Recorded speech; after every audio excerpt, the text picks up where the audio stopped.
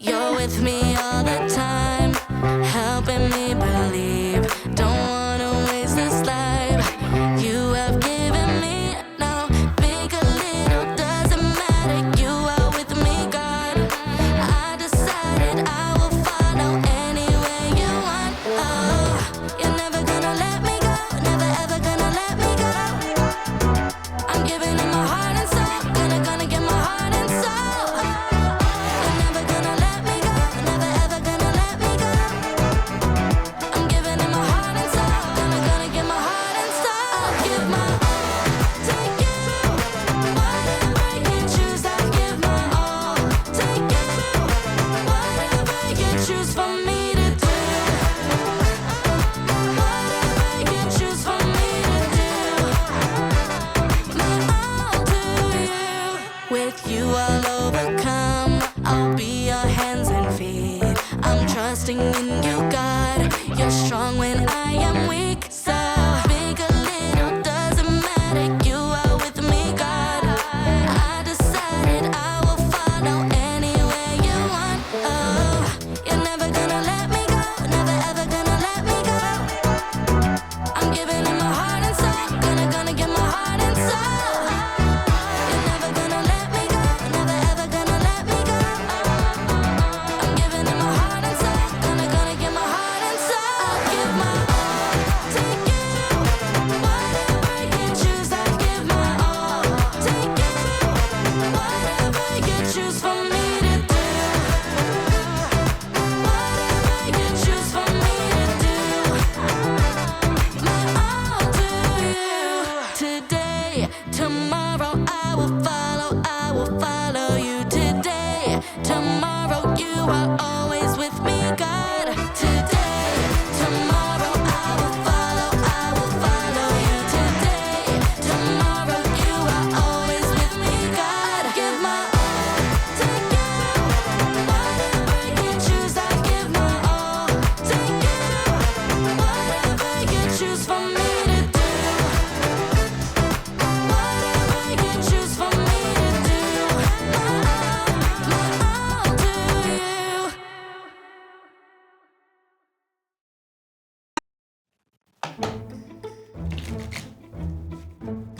Welcome to the Story Lab. This week we're talking about responsibility. While we take a look at some of the hardest workers in nature. They're tiny, but speedy. What? It's a slow mode kind of day.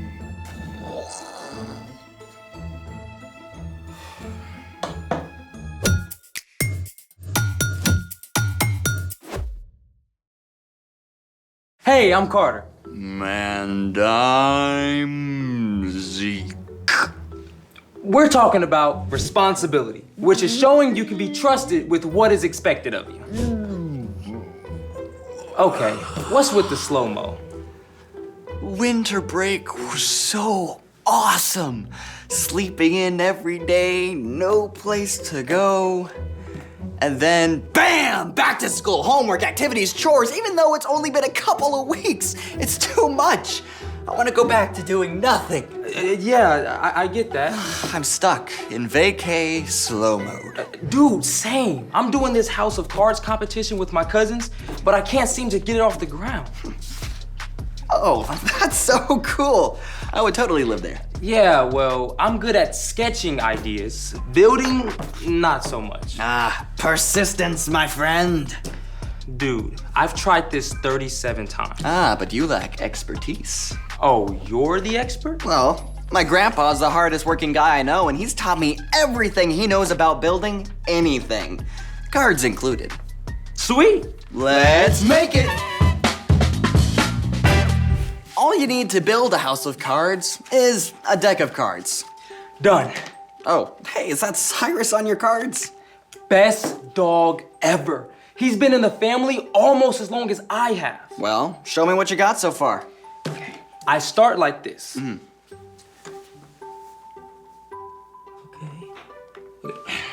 Wait, okay? I just need to get them to balance. Let me try again. Okay. There. Cool, so now, Can I take a crack at it? be my guest. Oh, I'm always prepared. We can each build one. Alrighty. So first, you start by making a triangle, or as sciencey people call it, an apex. Then, you build a second one right next to it. And after that, you put a card right on top, like a roof. Whoa, hold on. That is exactly what I've been trying. Where and when did you get these? Well, my aunt gave them to me for Christmas. She had Cyrus's picture printed and everything. So, the cards are brand new. Yeah, I opened them this morning. Aha! Aha! But come on, can I get a light bulb? Want to share your light bulb moment? Yeah. Friction. Friction? Friction is a force that acts between two objects that are in contact with one another. It slows or stops movement between the two surfaces that are touching. Without friction, you get what happens when Mom asks me to mop the floor.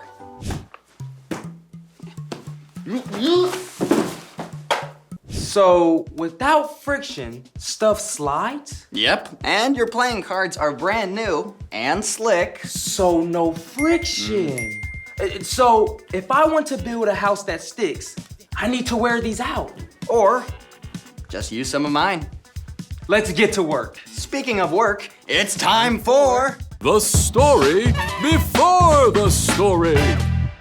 Today, we're in the book of Proverbs, which is full of wise sayings. Many of these came from King Solomon. Solomon became king at a very young age. He was worried about how he could lead without much experience. One night, God spoke in a dream and told Solomon he could have any gift he wanted. Solomon could have asked for money or power, but instead, Solomon asked God for wisdom so he could be the best leader for his people. God listened and honored Solomon by making him the wisest man on earth. Many of the things Solomon learned and said were written down together with other wisdom. The sayings called Proverbs are short sentences or stories that help people make wise decisions in their everyday lives, which is where our story starts. Take it away. Hey everyone, I'm Brian. Did you know that God designed all of us, every single person, for good work? It's actually one of the first things we discover in the Bible. The first thing God did after creating the world and then Adam and Eve was to give them the amazing job of caring for creation. Our job is to love God and love others. And there are so many different ways we can do that. But it often takes hard work. And in Proverbs, we find some unlikely role models for hard work. Ants. That's right. Those creepy crawlies that most people try to step on, they're rock stars. Did you know an ant can lift up to 50 times its weight? And for every human on Earth, there are 1 million ants? Okay, maybe don't think about that part too much. But ants are fascinating, and there's a lot we can learn from them. In Proverbs 6, we read, "You people who don't want to work, think about the ant. Consider its ways and be wise. It has no commander, it has no leader or ruler." Ants show us how to work. Ants don't need anybody to tell them what to do. They each have their own jobs and they work hard every day to do them. In an ant colony, some ants find food, some feed the larvae, others take out the trash, and some ants even stand guard. Come on, everyone, let's go! Working is better when we do it together! And just like an ant, you can take responsibility for your own chores and schoolwork. That's right. Don't you wait for somebody to tell you to get started or to follow through. And if you need help, take responsibility to ask for it. Let's keep going. Ants show us something else too. But it stores up its food in summer. It gathers its food at harvest time. So ants also teach us when to work. They know the best time to put in hard work. In the summer and fall, there's lots of food. Ants gather plenty to eat for themselves and to take back to the nest. Oh, maple syrup jackpot over here. Need an extra hand, leg, with this aphid. Then in the winter, the ants can cozy up and rest, staying warm together safely below ground. You know, that's a great picture for us. When it's time to work, work hard. And when it's time to rest, rest well. Learn how to truly take a break. Not on a screen, but hanging out with friends, spending time outside, discovering something new, or just being still. God designed us for both rest and work. They go together. Okay, let's take a look at the whole thing together. You people who don't want to work, think about the ant. Consider its ways and be wise. It has no commander, it has no leader or ruler, but it stores up its food in the summer. It gathers its food at harvest time. So, in the spring, when the ants are out and about, take a good look. I mean, you might just discover a whole new world. The end. Wow, ants are amazing. Though, I still don't want 1 million. Well, the best thing is they don't give up until the job is done. So, what's our part in the story?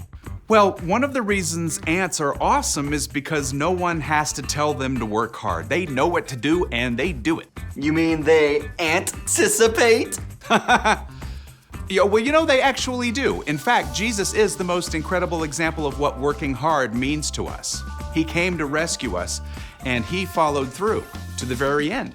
I never thought about it that way. We've each got work to do too. That's for sure. You probably know what your parents and teachers expect of you, like making your bed or doing your homework before dinner. And you don't have to wait for somebody to remind you 3 times, just jump to it. Like I could surprise my parents by putting the dishes into the dishwasher before they even ask me to. Or if you see someone who needs help, don't wait for them to ask, offer a hand. That's right. And even if a job feels hard or frustrating, you can stick with it. Come on. Like my laundry, because somehow there's always more. Yeah, it's even important to work hard when your part doesn't feel super important, like in a group project. Your hard work is actually a way to love others and honor God.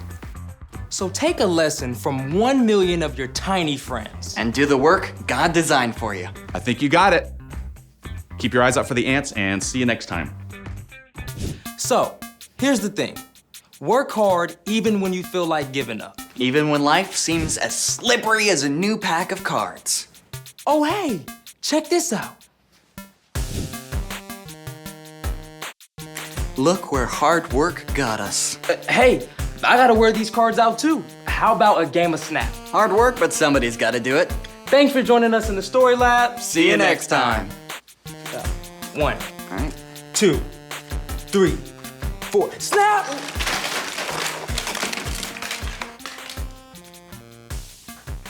That took 4 hours.